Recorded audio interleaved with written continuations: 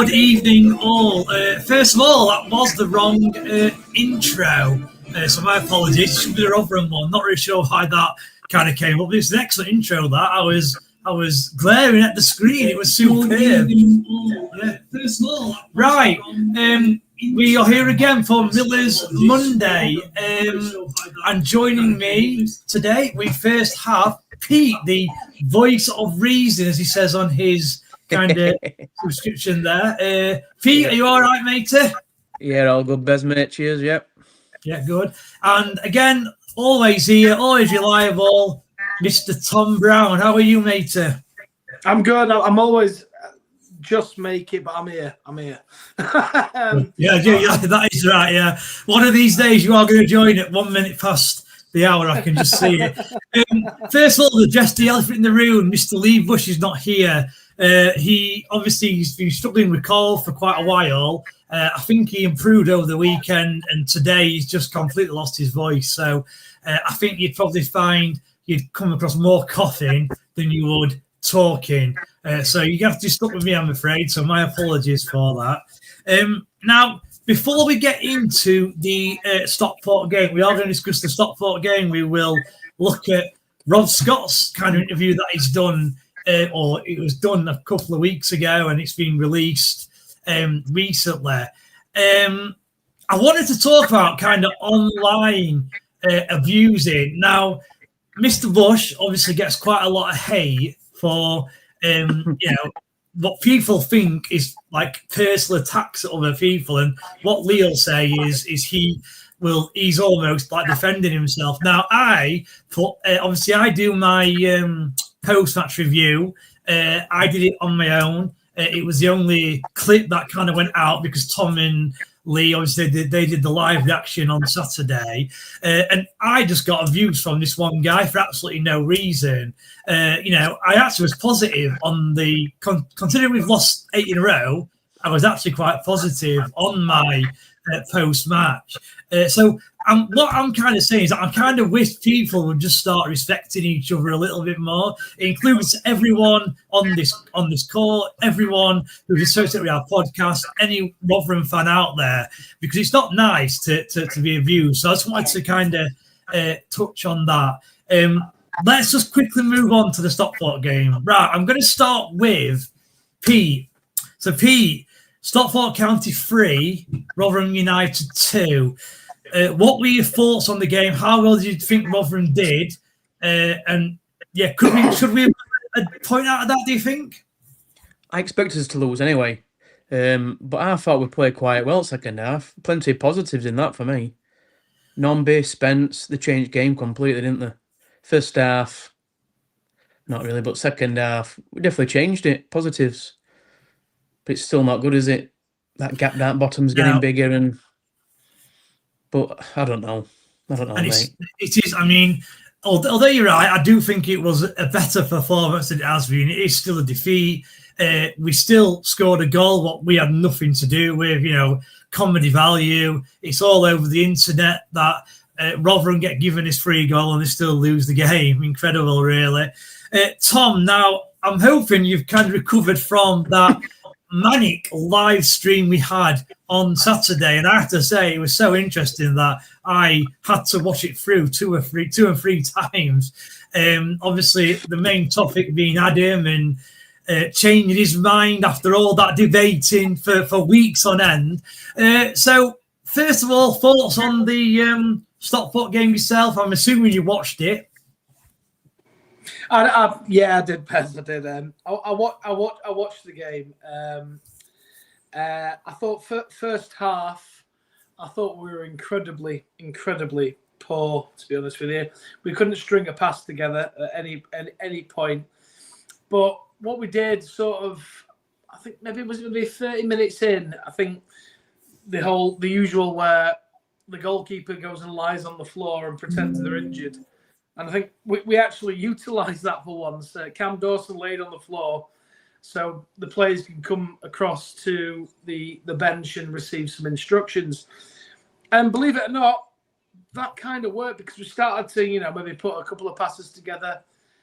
Still not great. And then obviously we get an absolute freakish goal, a massive own goal, and I've seen it everywhere on Facebook, Twitter. People have been sending it to me. Absolutely crazy. I mean, I watch it back, and you just look at the fans. You look at it when you're looking at the stand from that angle. The fans are like, "What the hell was that?" And we're actually celebrating scoring that. Well, no, them scoring that. And do you know what? It actually brought us back into the game. And second half, and I said at the time, I think Matt went for it. You know, he brought on Reece James, Sam Nombe, and Kean Spence. And I thought, here we go. And Pete was saying, obviously, just then, and I agree that it was a different second half. It was a different second half. But my only caveat to that is that there was two players that were really, really trying to make something happen. And we don't need two players to try to do that. We need 11 players trying to do that. Because I always felt we would lose the game, sadly. And we did. Even like with fortunate things like somebody volleying a ball off the defender's backside to go into the top corner of the goal. And then obviously we'll probably come on to that, Bez, about the, I don't know what your angle of it was, Dawson getting out muscled and a goal being scored. And yeah, but I think we lost it. It was a better second half, but it's still, in my opinion, not good enough, mate. Not good enough. So obviously, I know where you stand on the Matt Hamshaw situation. So I'm not going to ask you if that performance has kind of changed your mind. But what I will ask you is, has the upturn in performance kind of given him, or given the manager, if you like, an additional game to get it right? Does that make sense? So do you think that the improved performance on Saturday, whereas a week ago you wanted Hamshaw out straight away, has that performance given him maybe another game or two, in your opinion?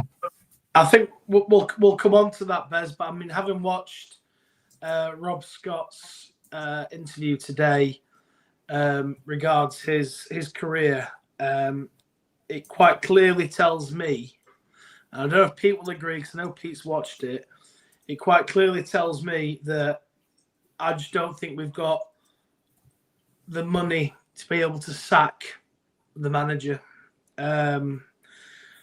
Make no mistake, any other manager, even if it was Paul Warne, any other manager, Ronnie Moore, you name it, loses all those games in a row, they're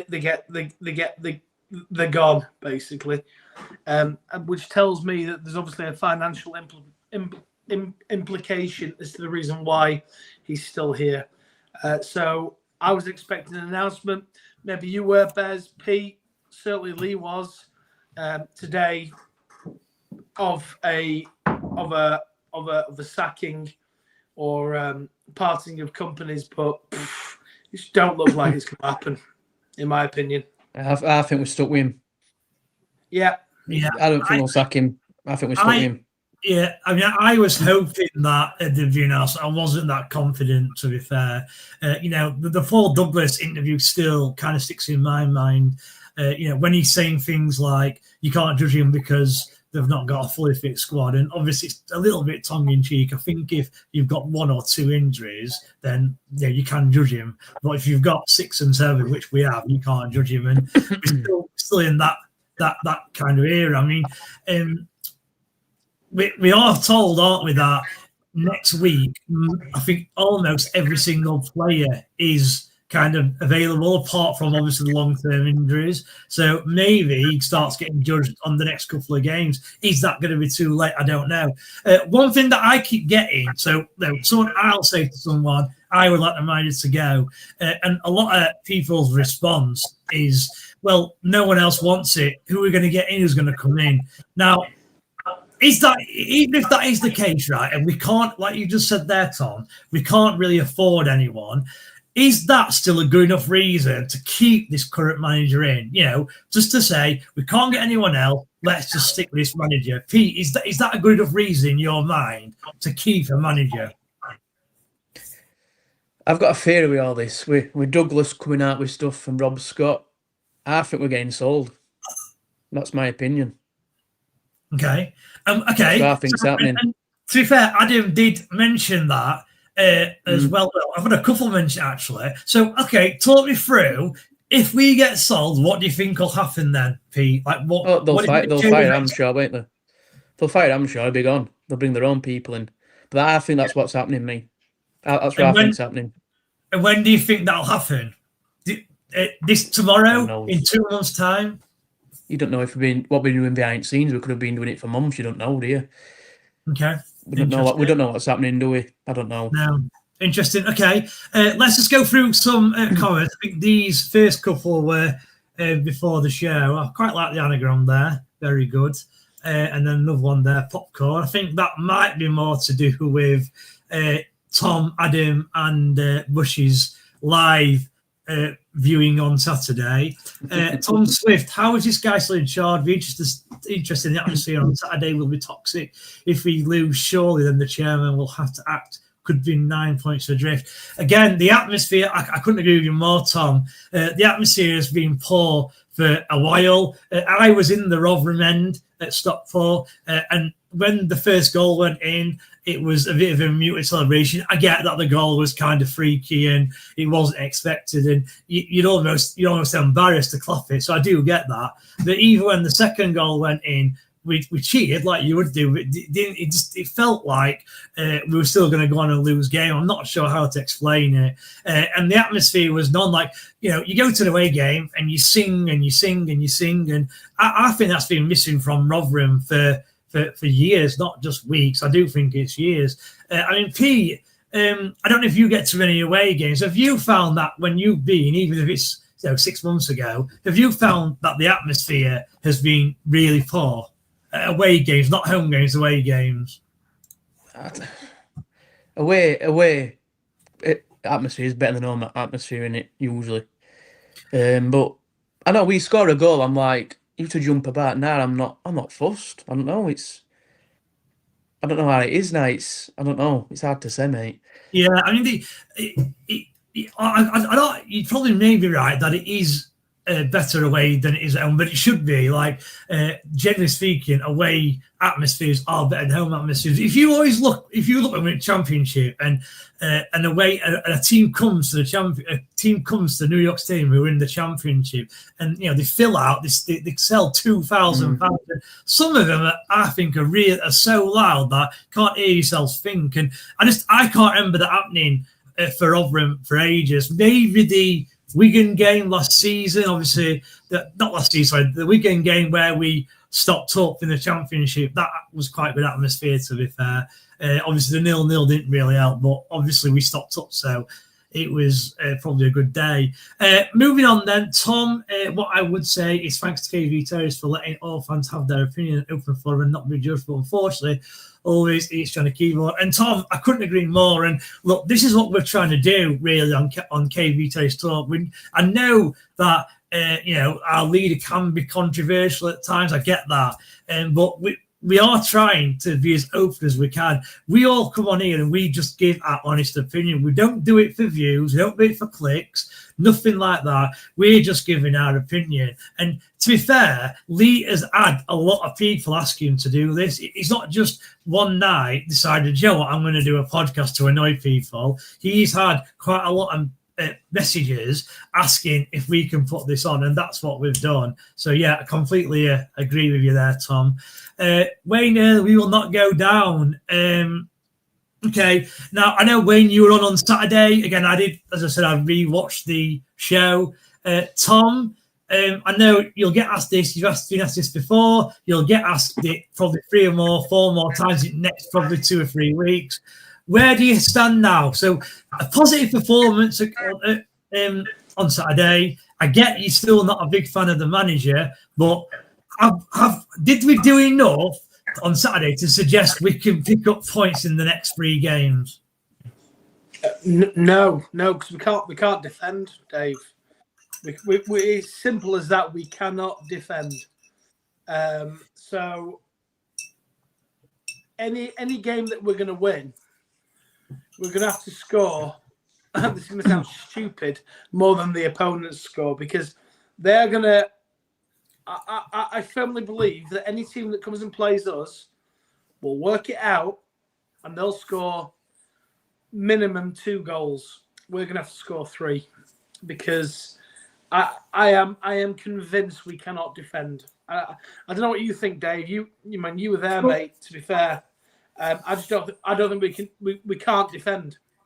So we conceded 3 goals to start off with. I mean, bearing in mind that the Stockport fan who came on Thursday said that they struggled to score goals, which he did, and we then conceded 3. It would back up your point.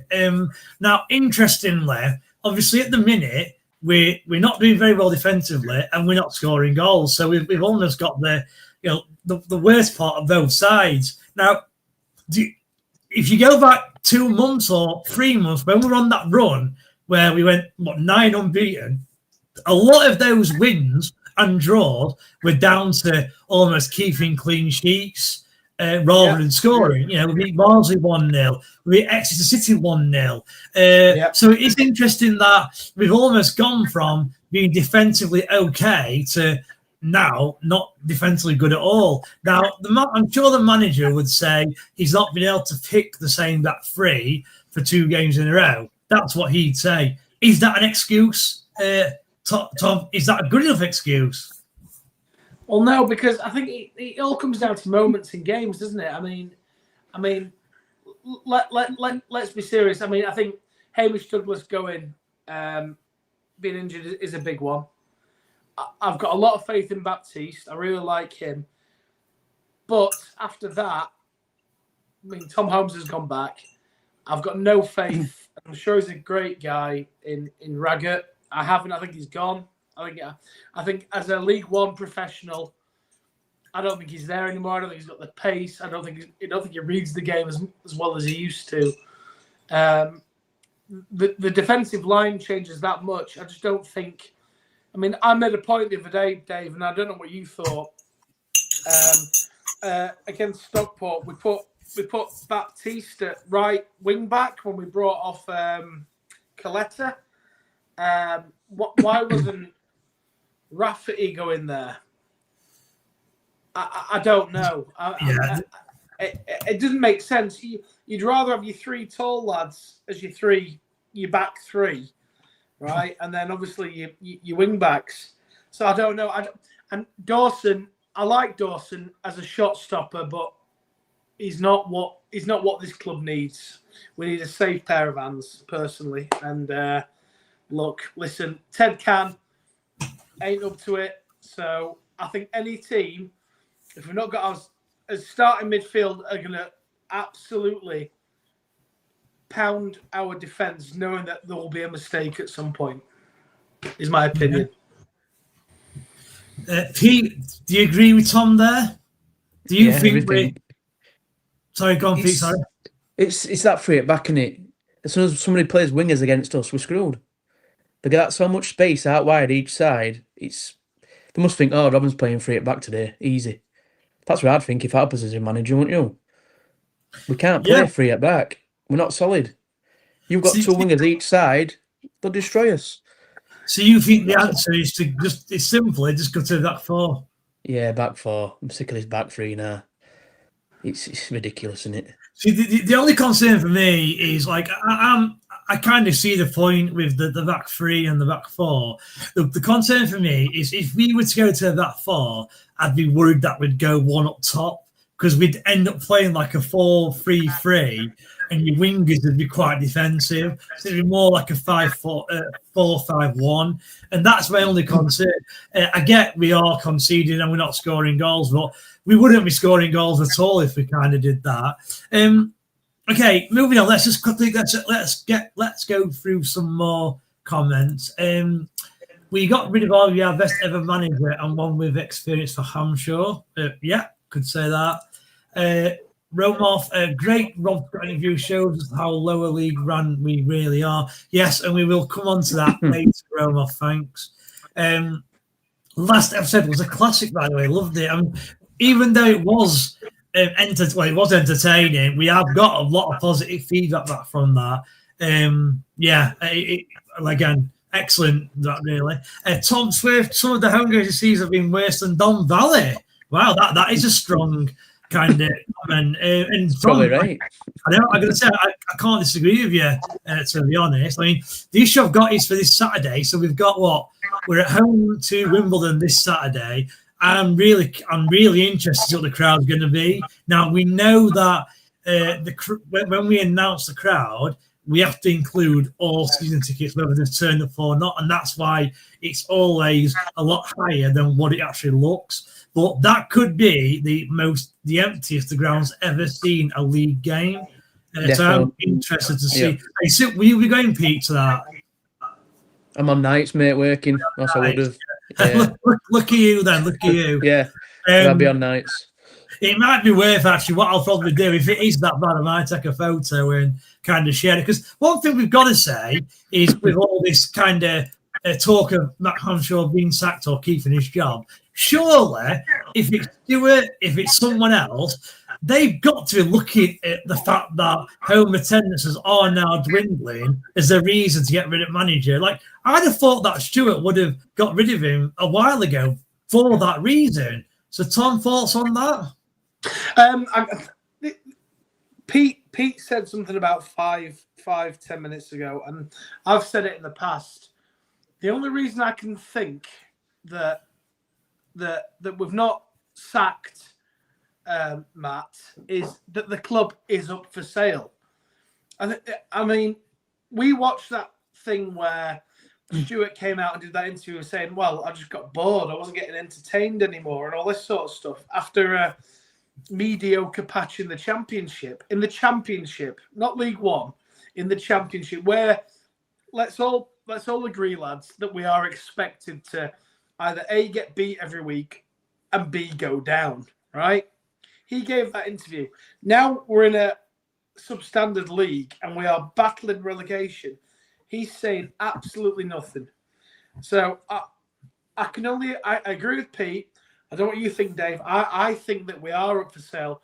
And whether or not what Adam has said on Saturday, Adam said a lot of things on Saturday. Something coming in, is something happening? I can only. That's the straws that I'm clutching onto at the minute. Like, I think that I'm hoping that the only reason that he's not being relieved of his duties is because he wants the new owners or the new majority shareholders to do the dirty work. Yeah, could be right, to be fair. Back to some more comments. Romoff, you were the same boat as me, Tom. Sick of negative comments getting ignored on the other pod. Yeah, I'll let you answer that one if you want, Tom. Yeah, agreed. Yeah, absolutely. Scott Ken. Lose X2, I think we're all down, to be honest with you. Yeah, again, Scott, obviously it wouldn't be mathematical, but that'd be a very difficult get out. Not only would we be 7-8 points probably getting out of the bottom four, but we've just had an easy run of games and we'd probably get a lot of hard games coming up. So yeah, I completely agree with you. Tom Swift, I upset one of New York talk lot by constructively criticised Hamshaw. In fact, now they don't read my comments out. Well, we're happy to have you on here, Tom. Don't you? Yeah, absolutely. Kelly Fulton, I don't think we'll go down either way. Again, I think this is the thing as well. I did actually miss Kelly's original comment as well. Found the Rod Scott interview fascinating. It actually shows how little goes at our football, especially the little roles individuals do. So, as I've already said, we will come on to Rod Scott and his interview later.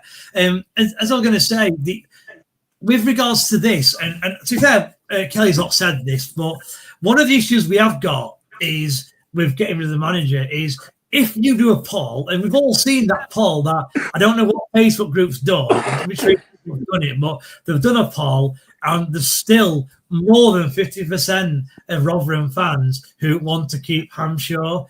And I think that number one is a concern. And number two, it's actually a good thing in a way. And I'll tell you why it's a good thing, because it actually shows that a lot of Rotherham fans are actually very patient. Now, I get they're going to sleepwalk into League Two. I do get that. But it does at least show that they're patient. But it is a concern. Now, I don't know why. Why can anyone tell me, Pete Orton, can anyone tell me what these people have seen to suggest that Matt Hamshaw will be successful at this club? Can either of you just give me one positive? Anything at all? Numbers goal Saturday. I don't know. Goal, yeah. Seen that? I don't know. Yeah. Because it would have gone no, I mean, there's got to be a reason. Like, you don't just go on there and say, you know what, for fun, I'm just going to say I want Hamshaw to keep his job. They must have seen something to warrant that answer. I just find it night and day from the likes of when Taylor was manager, Richardson was manager, Evans was manager. I find it night and day. It's almost as if like Paul Warne left, right, and then anybody after Paul Warne who wasn't connected with Paul they absolutely hated. But then Hamshaw comes along. Oh, he's Paul Warne's mate and coach. Let's get behind him and let's hope for a miracle. I don't know. I went the Blackpool game. Me and Lee went the Blackpool game at home. We'll still on this unbeaten run. We got battered 3-0 and we were terrible. And they were terrible as well. What I did notice, and it was in the family stand, everybody clapping the players. I don't know. Maybe I'm out of touch. I don't think you clap crap, personally. Oh, no, I'll be honest, so we actually didn't. We stayed till the end of the game, but we walked out as soon as so we moved to the corner on Saturday, and then we were straight out as soon as the game finished on Saturday. But I have been told that people were clapping on Saturday as well, because obviously the performance weren't as bad. So yeah, I just don't know. I don't know what these people are thinking. I was hoping that between three of us, we could think of a reason why fans are trying to push Hamshaw. Bez, we did that show with Steve, the Stockport fan, didn't we, on Thursday? Yeah. He was concerned that we were going to sack our manager before the game. You were, yeah. So every other fan are concerned that we're going to sack our manager because they'd rather play us with him in charge. I mean, that speaks volumes to me personally. Yeah. Wayne, I just don't think Tony will sack him. And again, what I would say to that is over his years, he's been very unpredictable, Tony, because, as I said before, one of the reasons I think that when Hamshaw goes, if it is still Stewart who's managing the club, I think that there's a chance that he brings in a big name, because he's done it historically before. He kind of goes from a non-name who could be local to the club to a big man. He's done it quite a lot. He employed Mark Robbins. I'm pretty sure he employed Mark Robbins, which was an internal appointment. Obviously, he employed Paul Ward. Obviously, he employed Matt Hamshaw. But also, he took Alan Stubbs from a big Hibernian side. They're a big club, then. They've just won their FA Cup, I think it were. And we took their, probably one of their greatest ever managers, because he won them the FA Cup. He brought in Neil Warnock, where when we were down, we were 9 points adrift. He brought in Steve Evans last year. So he does make big decisions sometimes. And I guess that's what I'm hoping and praying will happen this time. Lee Bush, in bed watching, we will win at the weekend, and so we should. Are we saying state of his achievement now? Jesus, standards are in the bin. The performance second half wasn't great. It was better than before, but that's not saying much. And again, first of all, Lee, hope you're feeling better. Make sure you get a good night's kip. It is interesting that about standards. We're on this podcast now, and any other podcasts and all Rotherham fans, we are praying that Rotherham stay up. And I'm afraid that is now the standard set for this season. Doesn't mean it has to be the standard next season if we're in League One, but for this season, regardless of what happens, unfortunately, the best we can achieve now is staying in the division. I think any chance of top 6 are 100% gone. I even think any chance of top 10 are gone as well. I really think the best we can do is probably finish 13th, 14th. What do you think, Pete, yourself? Agree with that? Yeah, I'll say about 15th, 14th, if we don't stay up. Do you think we're going down, Pete, or because I don't think no one's asked yourself, so do you think we're going down or are we stopping up? I'm on fence, mate. I'm on fence. I don't know. So what does it take to swing it either way then? Ask me Saturday. If we lose Saturday. Right. Yeah. Okay. if the manager left, would you, again, the manager leaves, you've no idea who's coming in, would that help convince you that we're stopping up?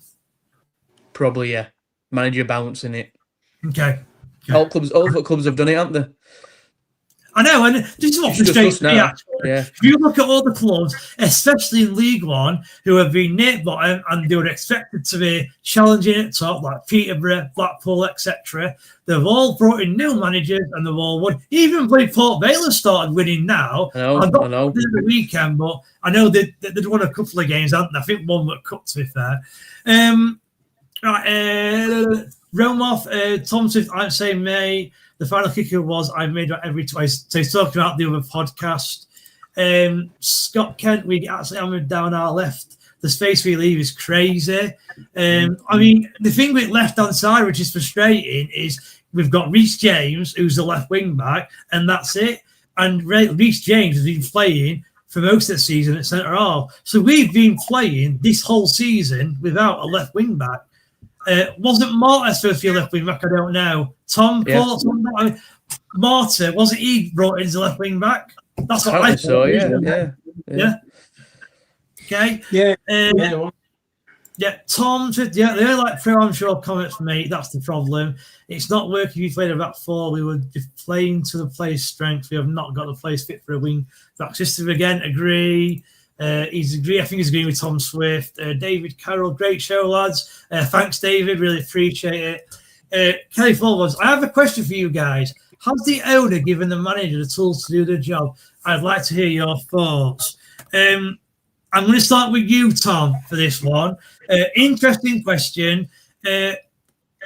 My point before Tom kind of goes on is whether he's had the full tools. I'd probably agree with you that he's probably not, but he has had some tools. We have spent almost £1 million on transfer fees. That is a fact. So I think he's been given enough tools to do a better job than what he's doing. Tom, what's your thoughts? Well, Kelly, it all depends on expectancy, doesn't it? And where the club you expect them to be in this division. I'm looking at this. He signed 14 players this season. Now, if that's not being given the tools, I don't know what is. Yes, they're maybe not 14 brilliant players, but what we do know is that he sent 3 of those players back that he signed, and the rest of them are not really leaving a mark. We talk about the players in this squad and how he wants his own players and the players aren't playing for him. I mean, I think we made a good point on Saturday and weeks gone past, myself, Bez, Lee, you name it. The players that are the top performers in this team are players not signed by Matt Hamshaw, personally. Don't get me wrong, I think there's some honourable mentions. I think Keon Spence has been fantastic when he's been available. And then I struggle to think of anybody else. Mick Williams, that's actually an Evans one. Look, I think he's been given significant tools not to be 23rd in League One.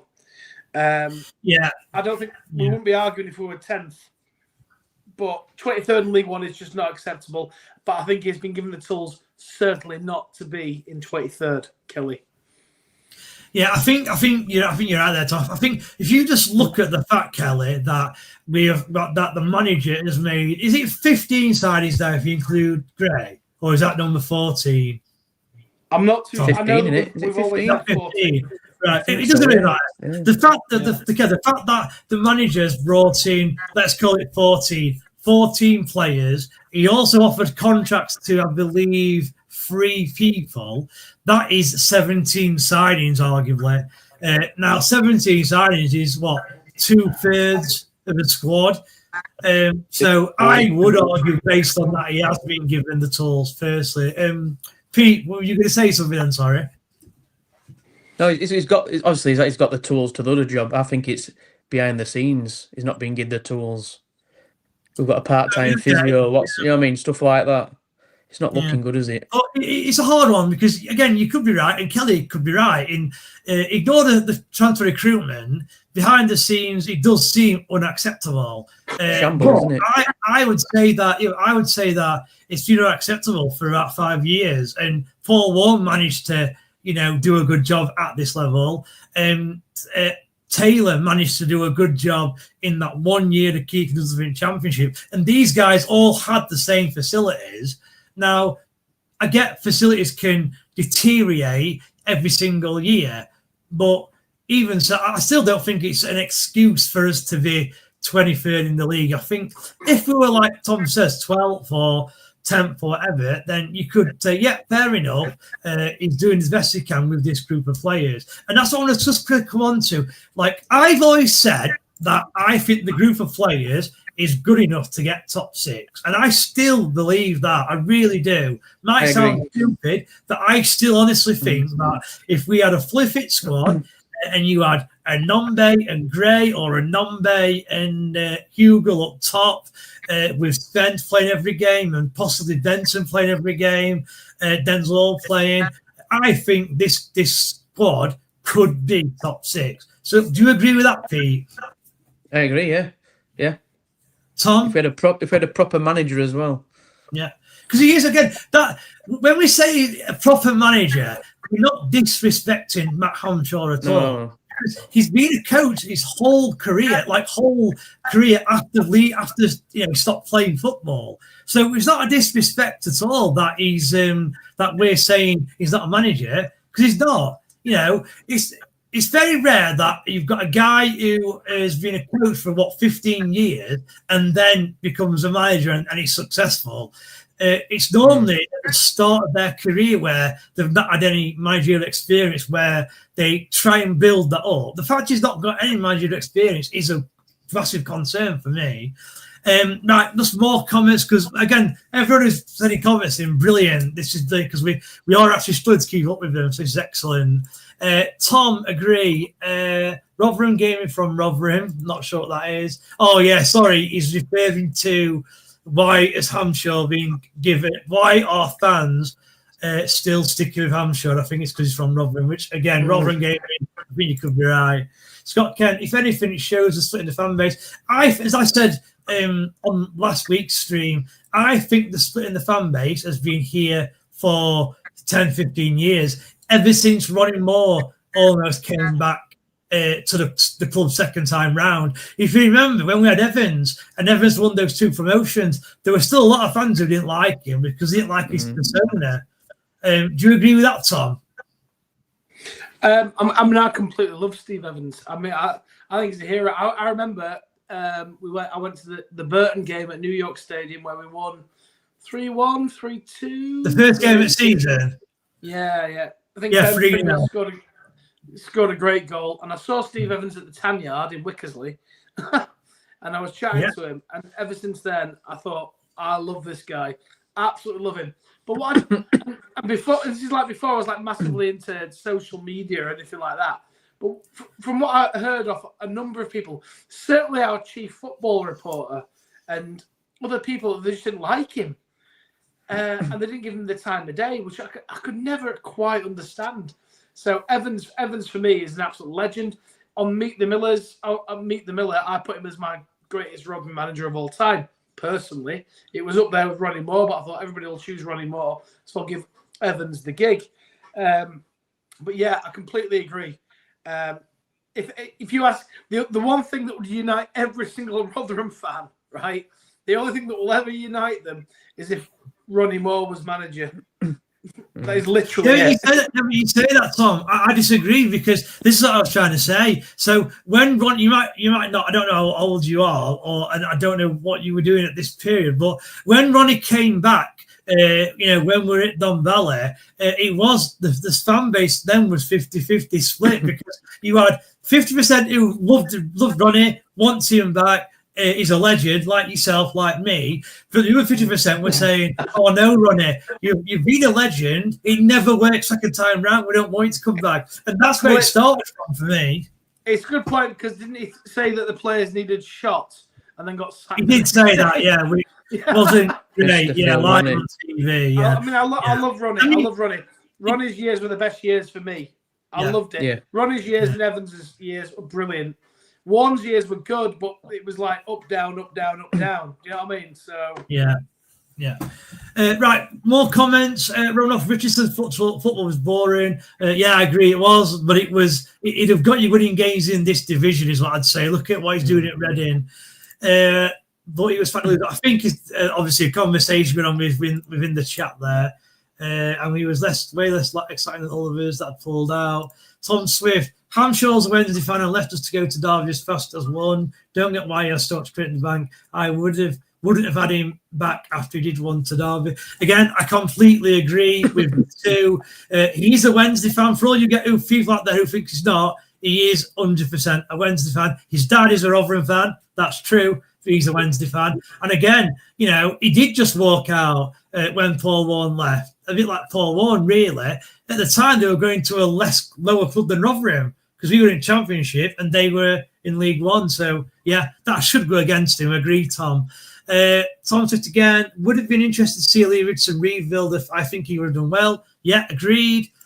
Neil Brinton, my views are regarding Rotherham's league position. I cannot see the team staying up. The only way, get rid of those players who want to leave the club. Yeah, I agree with that. Romoff, yeah, it seems that he would have done well. Reading between the lines, don't think Tony liked to speaking about the state of our club. I don't know if that's Richardson again. I think he's talking about. If Hamshaw stays, we are down. If he goes, we'll stay up. Vicky Mouse would do a better job. Smith trying out for wingers all season. And again, this is the reason for me why he's not changing formation, because at the start of the season, he's decided that they're not going to play a wing-based system. Therefore, got rid of all wingers apart from Marta, who we obviously signed. And that's why he can't change, because we've not really got wingers. Yes, you can put Marta out there, but you don't want Nombe going out there, really. You don't want one of your other strikers in Hugo or Gray or whoever, Coyote going out there either. So he's almost stuck to this formation. Although, as we were going to Stockport on Saturday, my mate was saying that he could play like a 4-3-1-2 formation, which Steve Evans tried to implement last season. So he could do that. I just found it a little bit too narrow personally, but yeah, he could do that. Romoff, the team ain't bottom three quality. Again, I think we all agree with that. Lee Bush, has he had the tools? He signed 14 players and 3 have already been sent back because they were poor. How many managers get to sign a full squad? My question is, who's he made better like Warnock did? Yeah, again, agree with a lot of what's said. We've already kind of covered that as well.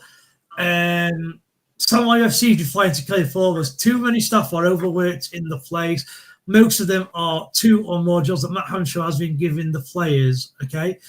What I will say is, I'm going to move on to this now.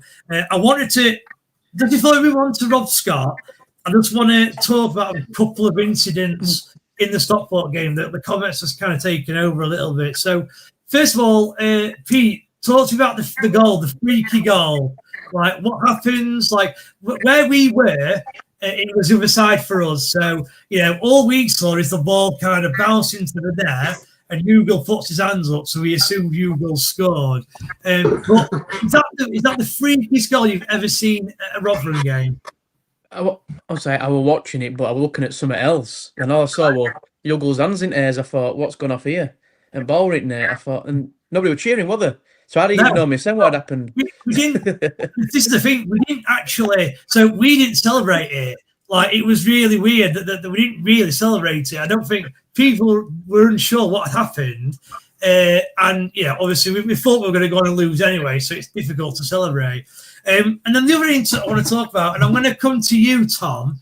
I'll give my opinion, having watched it back afterwards. We couldn't see it because, again, it was other side of the ground to us, but I have seen a replay since. I'll give my thoughts in a bit. Tom, Matt Hamshaw was absolutely fuming in his post-match interview and pretty much blamed, or one of the blames he had was the referee not giving a foul when they scored their, I want to say, third goal. What's your take on it? Was it a foul? Was it not a foul? Go for it. Right. So first and foremost, the referee's position was crap for this. Looking right, linesman. Listen, he got out muscled and fouled by Ronnie Corbett. Do you know what I mean? The bloke was 4'2". Yes, I can see why it would be given as a foul. And as a Rotherham fan, I would be aggrieved. However, at the same time, if you're in any sort of anything like that, just barge the midget out the way, right, and catch the ball. Didn't even jump. So yes, on reflection, it probably is a foul, but it's a pathetic foul. Okay. And he should be out muscling Ronnie Corbett, and then having the ball, and then we move on. That's my opinion. The term soft, I think, is definitely explains it for me. It's very soft. What you want your goalkeeper to do whenever he comes out of football is elbow, push him out way, and get the ball, And let's face it, Cameron Dawson is not that goalkeeper. Should he be that goalkeeper? Yeah, I think he's 6'4" or 6'3". He should be stronger than almost any player on that pitch. And the fact he can use his arms and hands should make him collect those balls easily. He goes down really easily, 100%. Yeah. However, the reason I think it is a foul is because the attacker, if you watch, he puts his arm on Dawson so Dawson can't jump. Now, I get your point, Tom. It is soft, but sometimes if someone just puts their arm on your shoulder and you can't jump, is that affecting you getting to the ball? I would say yes, personally. I think VAR would have a foul. I do as well. He wasn't even watching ball, was he? He was watching goalkeeper. Yeah, that's why I think he might go away with it. If you watch him, he doesn't watch the ball because when it goes down, the player actually looks around like that because you know where the ball's gone because he's not looking at the ball. So yeah, I think, to be fair to Hamshaw, I think that's cost him 2 points. A point. So it's really drawn game. Yes, we may conceded again, but I think that's cost us a point. And lastly, Nombe's effort in the last few minutes. Now, that was at our end, and that was unbelievable. It's great play by Nombe. The fact it's hit both posts and rolled across line is incredible. Did you see that as well, Pete, or did you not see that at the end? I'm watching that way on. Nombe's second goal was incredible. Build up to that goal were good. Well, this is the thing, though. And this is why I think the quality of the squad is good. Because if you look at the goals we do sometimes score, it is good passing, good football. That's why. If we just did more of that, then I'm sure we would be higher up the league. We did it at Reading as well. We did it at Reading. A goal like that. Yeah. Well, Bradford at home as well for me. Yeah. We have scored some good goals. Yeah. You just can't do it often enough. Yeah. Right, let's move on to more comments. Where are we up to? So, done that one. So, Rotherham Gaming, the Yanks deal's 8% done. I mean, there are a lot of rumours, but the only thing that puts me off this, like being true or not, is Douglas did say only 2 weeks ago that we were nowhere near selling the club. And to sell a club, I think it can take a long time. I don't think it happens overnight. Sorry, not Adam. Bez. I found it quite funny, and I posted in the chat yesterday that BBC Radio Sheffield put out a Facebook post and maybe a tweet of Douglas saying about the investment of the club from his interview. Why would they post that two and a bit weeks after said interview? Did they know something? No, I agree. Yeah, they did. I only noticed it today, Pete, to be fair. Yeah, so I ain't seen it. BBC Radio Sheffield just conveniently that they put that clip on where he talks about a potential sale of the club, and they post it online for everyone. Yeah, I don't know. Is that BBC Radio Sheffield saying to all these fans, "Look, guys, nothing's happening. All the rumours are false"? It could be that, Tom. Could it not? It's either way, isn't it, Bez? It's either way, pal. Okay. Lee Bush, how have we got the 23rd budget in the league? If not, we are underperforming. Again, you can't really argue with that, to be fair. Rome of my biggest notice is we brought back Ross Burberry, so we would go back to that running team's ragged. High fitness, high pace, and we've seen none of that. It's slow for us all. And again, that's right. I mean, we gain all these injuries. You could argue that it is overworked in training. It could be the poor quality of the training pitch. It could just be unlucky. We actually don't know. But I can tell you one thing, we don't look like we run through players, run through teams. I'm not saying we're the least fittest, but we're definitely not like fitter than the average 11 that's played against Rotherham, I would say. What do you think, Pete? No. I don't know what he does. Have you actually seen a game this season where you thought, oh, bloody hell, these have gone, this team, we're all over him? You thought that once. All that game I can think of, we're Lincoln at home. I thought we looked better than them over at pitch, and that's been about it, mate. Other teams have been equal with him, I think. Okay. What about you, Tom? Well, I've seen. Can you remember seeing a game where the opposition had kind of completely gone and they were shattered? No. I'll tell you what, the last time I saw that, personally, was when Paul Warren was in charge, to be honest with you. Okay, that's fair enough then. Fair enough. Realm of seeing injury players left, right, and again, we've just kind of touched on that. High pace on it. Yeah, we knew what you meant. Thanks, Realm of. Lee Bush, he was also allowed to bring his own backroom team. In some clubs, they have to with what they've got. Again, an interesting point, really. We have had it before where, like Paul, I'm pretty sure Paul Ward had to deal with his own, with the current backroom staff when he first came. Then eventually he got the team and he wanted. So very interesting. I wonder though if that's why this sort of thing is why a lot of fans will say we're not going to sack him. It's too expensive, because you're right there.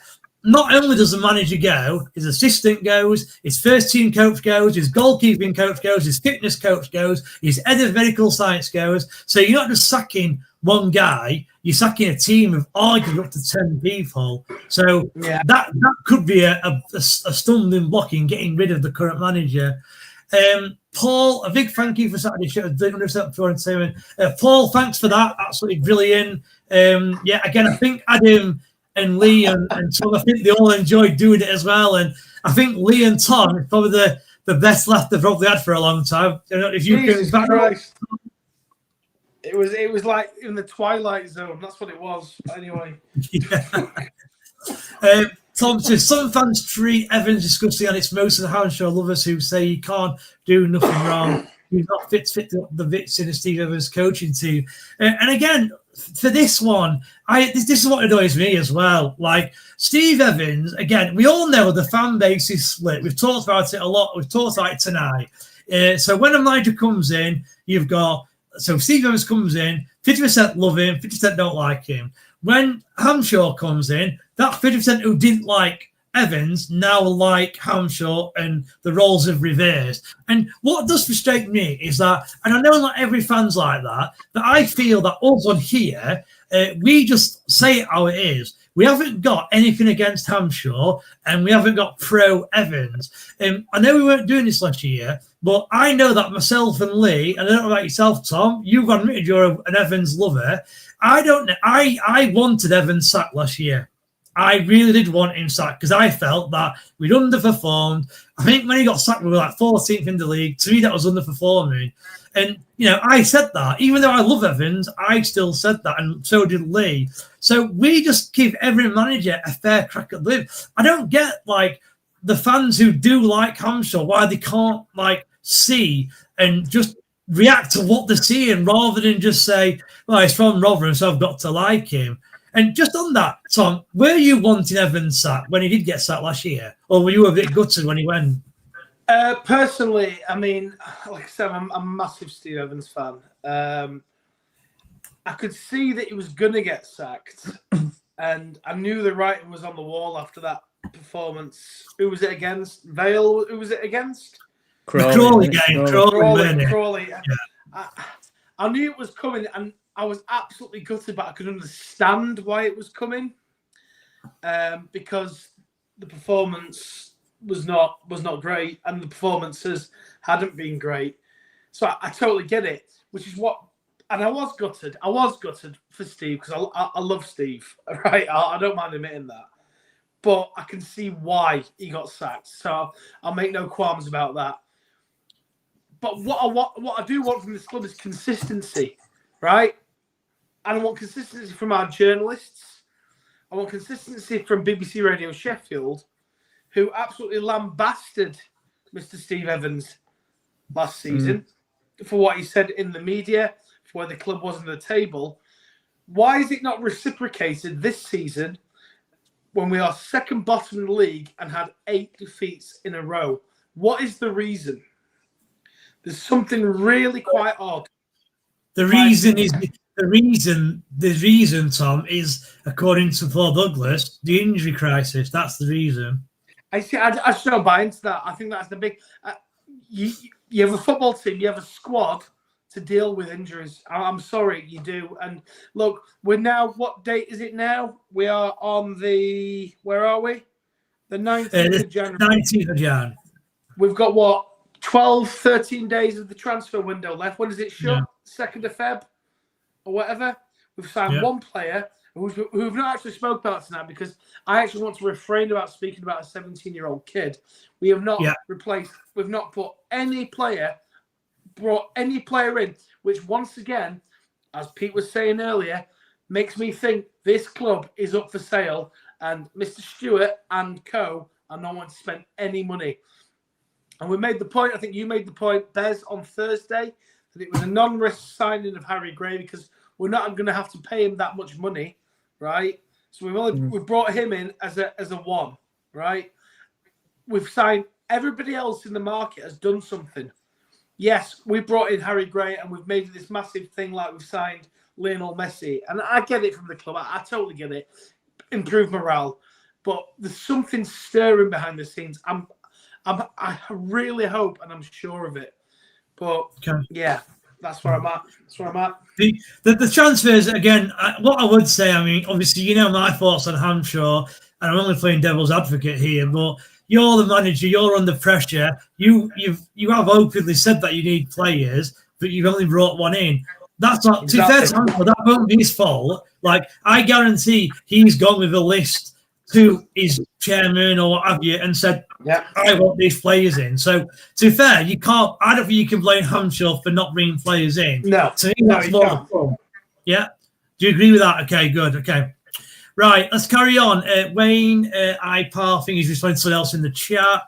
K4 was not just talking about players, Lee. Okay. Romoff, I do think it was a foul going by football these days, but, we will never get out. So, yeah. I can see where you're coming from, Romoff. Yeah, so fair enough. Lee, would you take Jack Hunt back? Just to let go by Stockport, I want a one-word answer from you each. Pete first, yes or no? Yes. Tom? Absolutely. I wouldn't. Mind you, no. I just think he's too old. He's like 35. He's 35 or 34. It's not for me. Wayne, yeah, I agree, yeah. Wayne Earlwood, that's fair enough. Tom Swift. Dawson needs to be stronger, clear them out. Yeah, we agree. We discussed that, Tom. Sam, a Rotherham United scout also has to work with a liaison officer. Right, we're going to come on to that in a minute. I assume that's to it, Rob Scott interview. goals being credited to their player also say, so not an own goal then, that one on Dawson, fair enough. Get in. Thing with non-base double poster, if we weren't behind, would he have missed? I'm not really sure what he means. I'm not really sure what he means. Wait, what do you think he means? Anyway, I don't know. Right, okay. I think it was a foul, a soft one, but a foul. Oliver Hamshaw is making the same mistakes as Evans did last year. Stubborn, not changing formation. Football was down, still is now on the MH. See, I actually felt Evans did try changing formation, not massively, but I felt he did make some tweaks. But again, apart from that, I do agree with your point, Oliver. The thing with Evans was the players seemed like they didn't want him, as in didn't want Evans, and he was the ones who signed them, and therefore he wasn't getting a tune out of them. What are your thoughts on that, Tom? Yeah, potentially, because he called a couple of players out, which once again our media Cameron Humphreys, lambasted him. Matt Hamshaw's done the same, but nobody's saying out. So no. Well, to be fair though, the difference is though, Evans actually almost without naming him outright, he does actually say, doesn't he? Because he says something like, after the Lake Norwich game, he says there was only one man who was marking that kid and he lost his man, so it's his fault. So you could all see that was Cameron Humphreys. However, Hamshaw, I don't think he's singled out players. He's just singled out like a group of players. So he's saying that all the signings he had before he came in, he doesn't want them, is what he's saying. So I get it's not as personal as what I was trying to say. He plays them though, doesn't he? These players don't want him playing them. He would argue. Again, I won't play devil's advocate. He would argue he can't play anyone else. So that's what he'd say. If he came on here and we had a debate, he would say, "Who can I play?" That's what he'd say. Scott Kent, it's a result-based business at the end of the day. I loved Evans, but he was rapidly sacked because he wasn't getting results. Haven't been doing the same.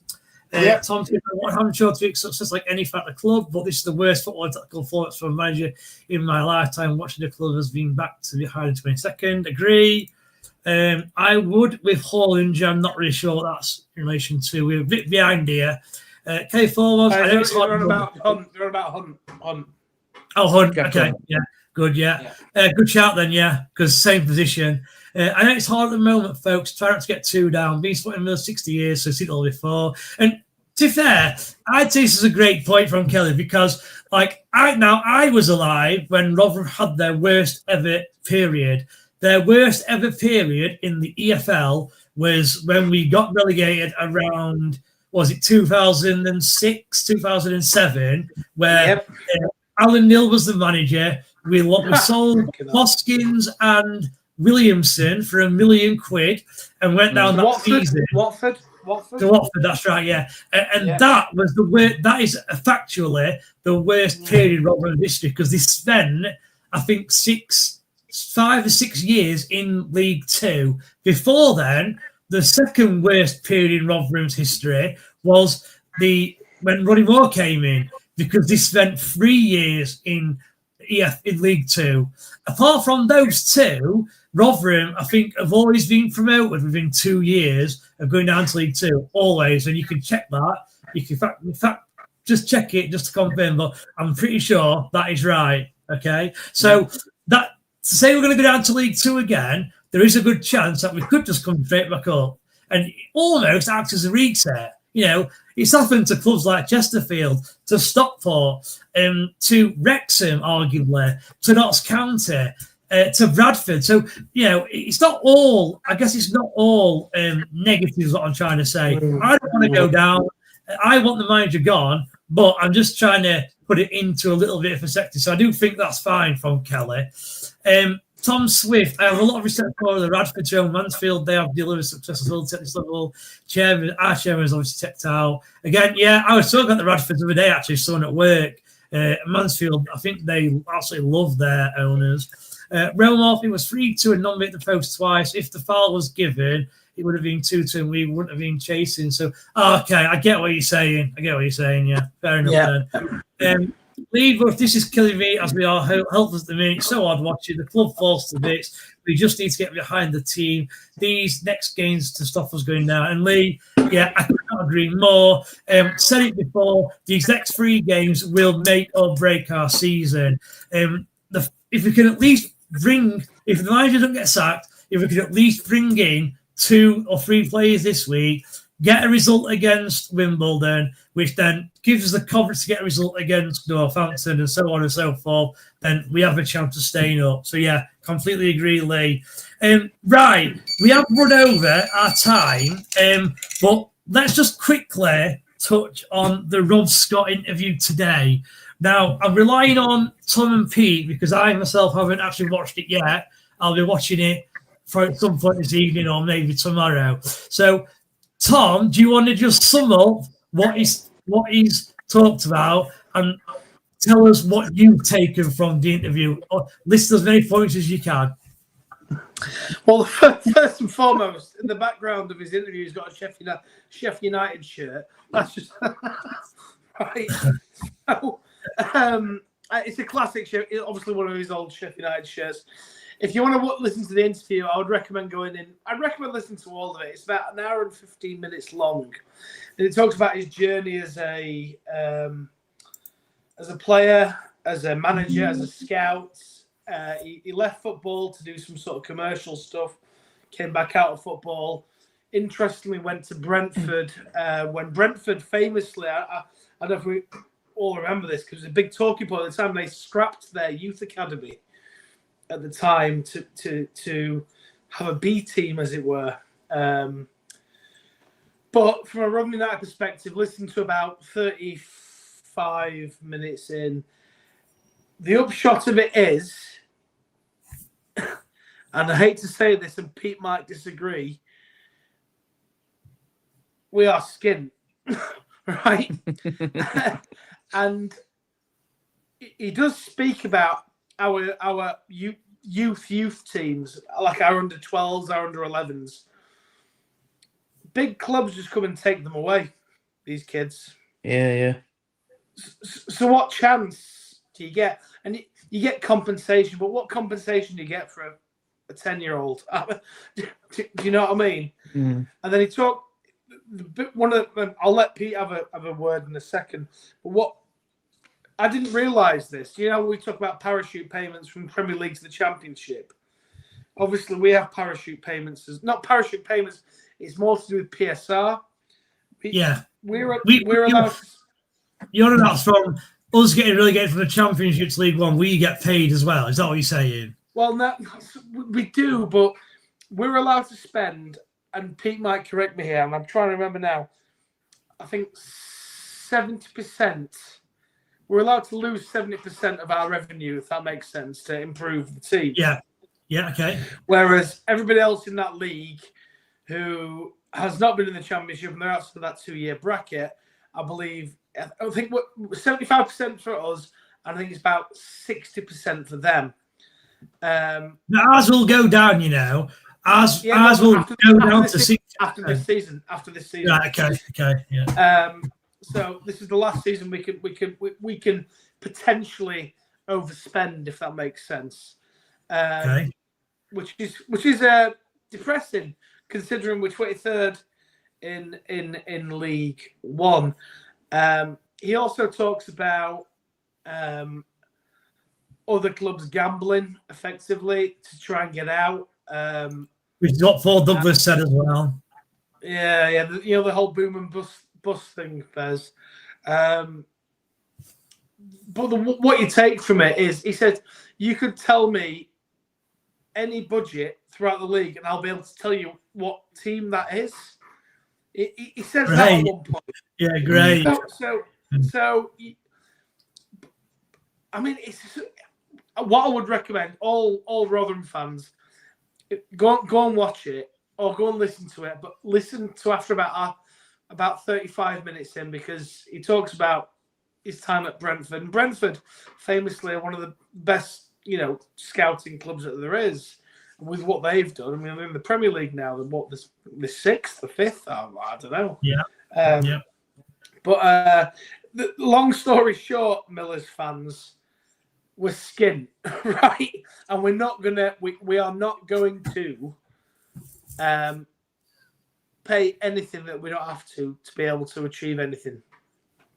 That is my take from it. It's a shite take, but if we could do a show on it, but I think that's where we all see. He also says, he basically says, like I say, we've got nothing, right?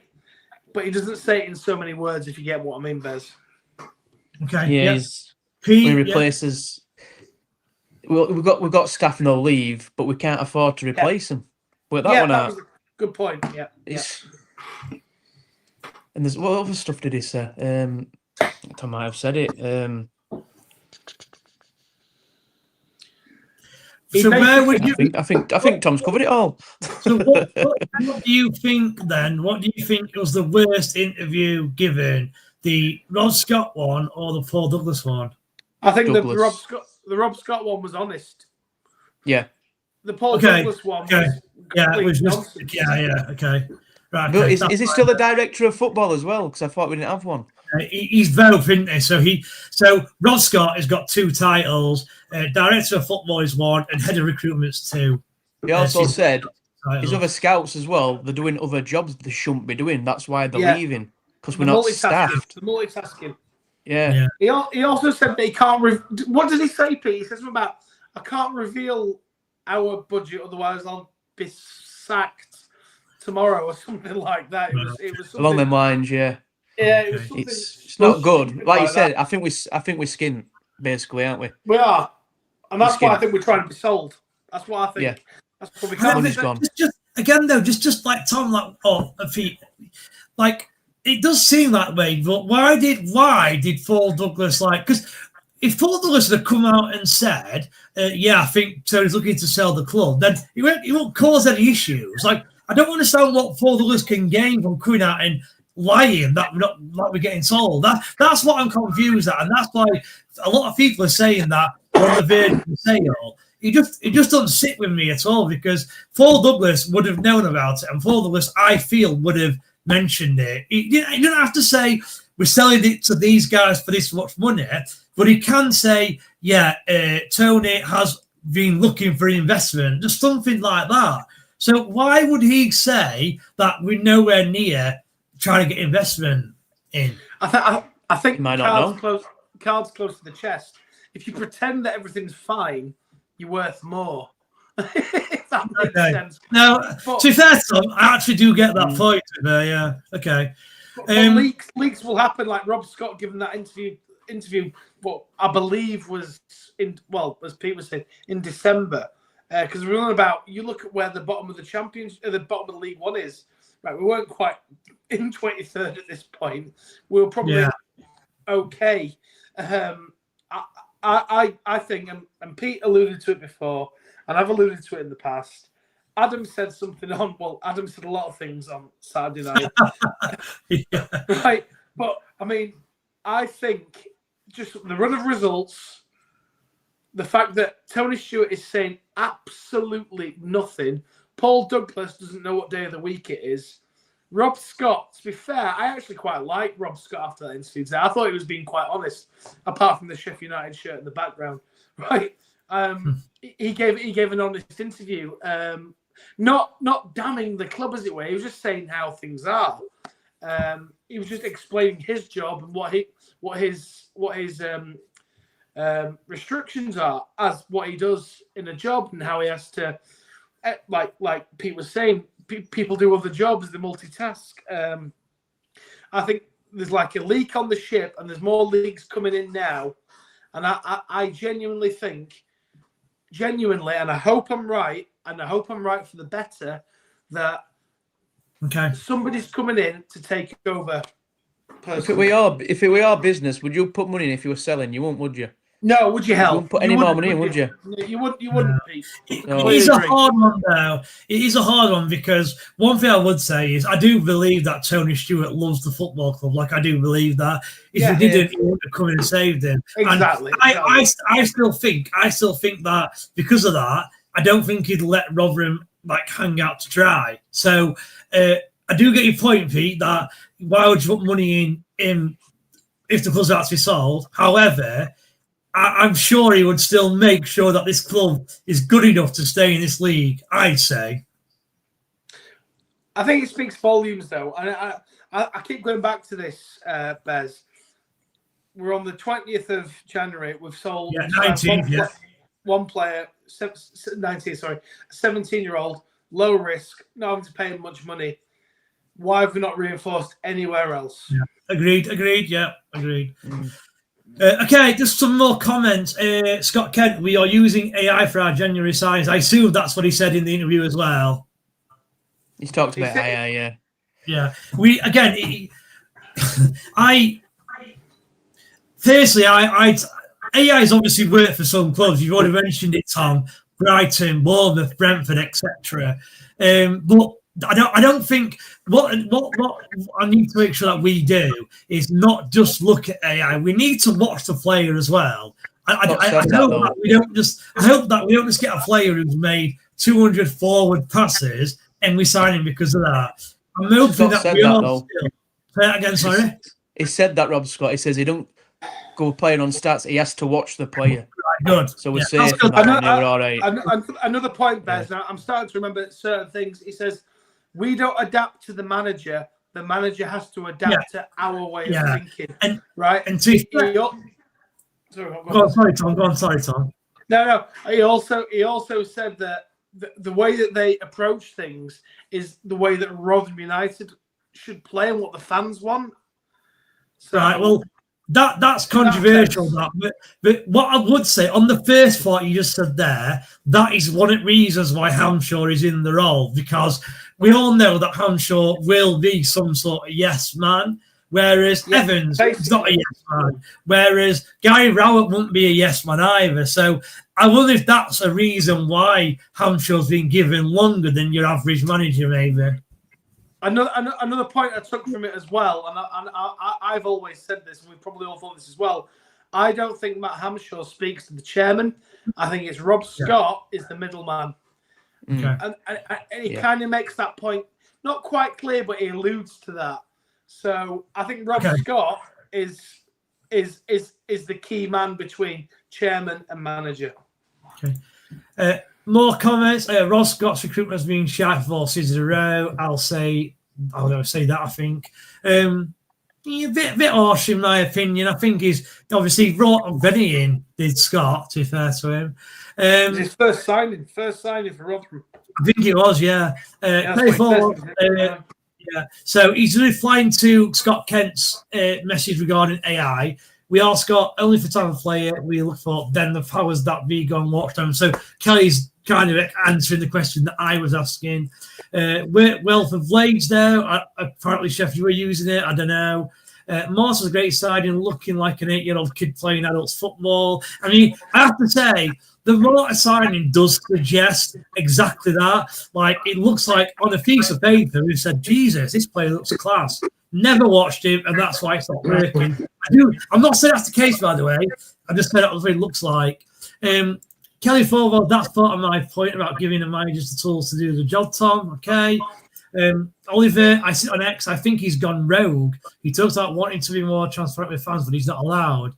Well, is that Hamshaw, do you think, or is that Scott? No, that was it's more. It was more to his. I don't know the answer to that question. Okay.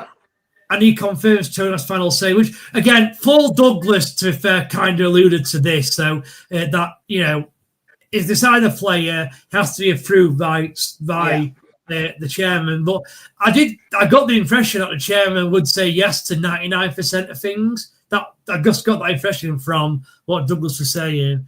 The righteous one, if it wasn't for the weather, it would be a 10-game losing run. Hamshaw's fault. He run with one to Derby and didn't give a shit. Let's get rid. That is a great point. That is a great point. If it was not for that, we don't know. But seriously, were we going to beat Bradford away? No. Seriously, were we going to beat Bradford away? No. And who was the other one? Was it Mansfield? Mansfield at home. We might have drawn that one. We might have drawn that. We might have. Is this a club great record? point. This It's a great is it a point. club record? 8 in a row. No, it's not. So No. In League no, One, League One it is. So when I went to Millmore to watch games, we had the club historian who sat like in front of us to our right. He's a guy called Gary Bray, and he's club historian, and he messaged like, if you like, our group. I'm just going to try and find it now. I'm trying to stall, and he said, "Here we go. Our record consecutive league defeats is 10 in 2016-17." So I assume that was championship. It's the championship, definitely. Okay.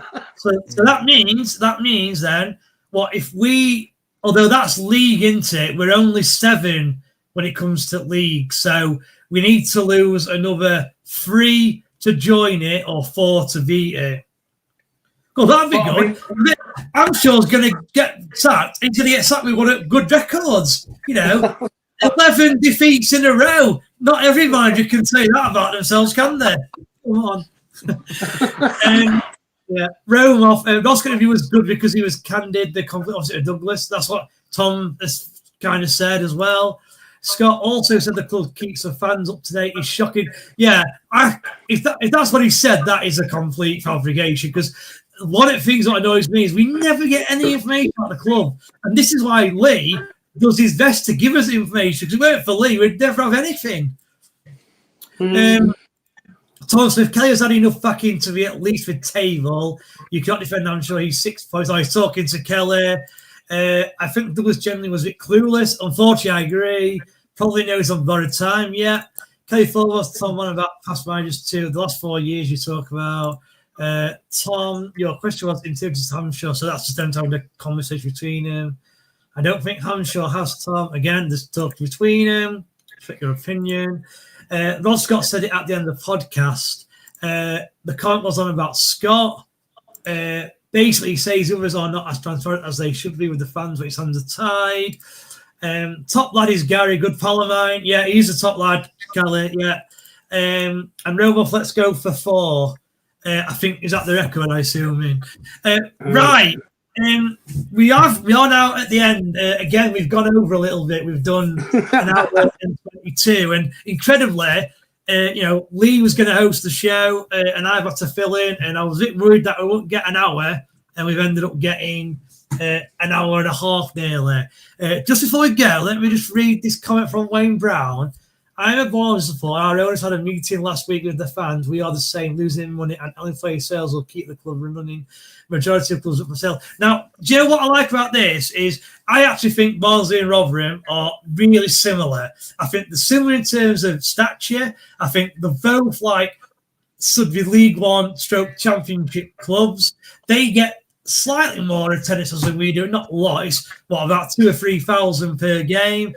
And again, they've got rich owners who are not putting money in. So it's a little bit different because we don't think Stuart's got a lot of money. But I'm kind of got this Barnsley fans to come on because I do think that Rotherham and Barnsley are very similar. Right.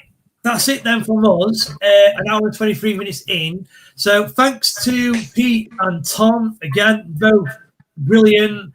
Kept the podcast going. Thanks, lads. Don't forget to like and subscribe.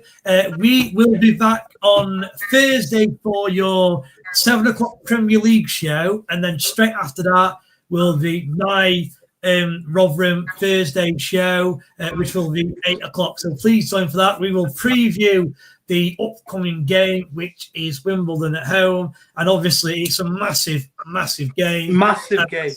2 weeks, massive 2 weeks with those 3 fixtures. In fact, we're going to be previewing the Wimbledon game and the Northampton game because that's on the Tuesday as well. So we will be previewing both, I believe. And then obviously after that, we'll have the live reaction on Saturday, and then back to Miller's Monday on the Monday. So once again, Pete, Tom, brilliant. Enjoyed your company. Thank you very much. Bez, well done, mate. Bez, well done again.